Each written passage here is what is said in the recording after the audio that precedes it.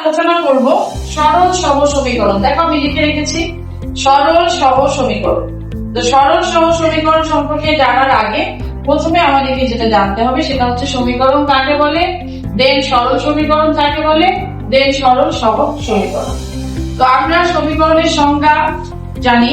তো সমান চিহ্ন সম্বলিত অর্থাৎ দুইটা রাশি যখন আমরা সমান চিহ্ন দিয়ে দিব তখন সেই দুটা রাশিকে বলা হবে সমান চিহ্নের মাধ্যমে সম্পর্কিত থাকবে এবং এটাকে বলা হচ্ছে গাণিতিক গোলাবাক।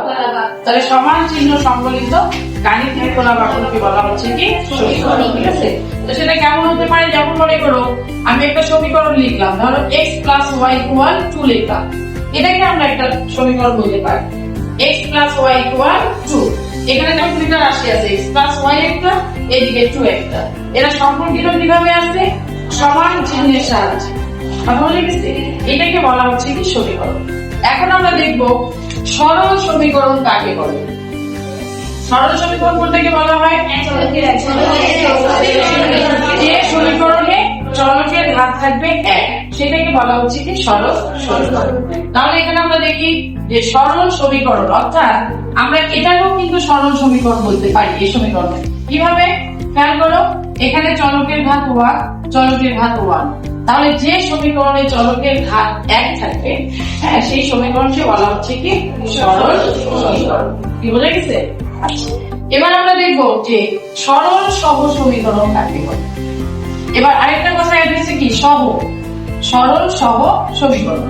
সেটা কিরকম হবে, ধরো দুইটা সমীকরণ, দুইটা সরল সমীকরণ, সেখানে x এবং y যদি চলক থাকে সেই দুটি চলকের মান আমরা এমন করে ধরবো সেই মানের মাধ্যমে সমীকরণ দুটি যদি সিদ্ধ হয় অর্থাৎ উভয় পাশে যদি সমান মান আসে তাহলে সেটাকে আমরা বলবো সরল সহ সমীকরণ। আমরা একটা এক্সাম্পল দিয়ে দেখতে পারি, যেমন মনে করো আমি যদি এখানে x + y ইকুয়াল ধরো 3 লিখলাম, x + y ইকুয়াল কি লিখলাম 3। আচ্ছা, আমি যদি x এর মান মনে করো 2 ধরি এবং y এর মান যদি আমি 1 ধরি তাহলে কি হচ্ছে দেখো তো, 2 + 1 ইকুয়াল কত 3।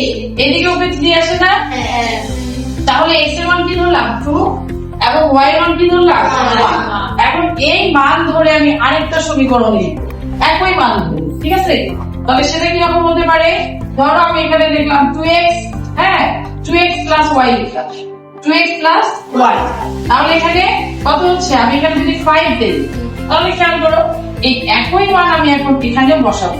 তাহলে x এর মান কত বসাবো 2, y এর মান কত বসাবো 1 ইকুয়াল হচ্ছে 5।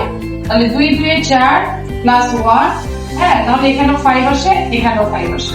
তাহলে খেয়াল করো একই মান দ্বারা এই সমীকরণটাও সিদ্ধ হলো, একই মান দ্বারা এই সমীকরণটাও সিদ্ধ হলো, ঠিক না? দুইটা সমীকরণের ক্ষেত্রে দেখা যাচ্ছে x এর মান 2 এবং y এর মান 1 এর মাধ্যমে দুটি সমীকরণই সিদ্ধ হয়। তাহলে এই দুইটা সমীকরণকে আমরা বলতে পারি কি সরল সহ সমীকরণ।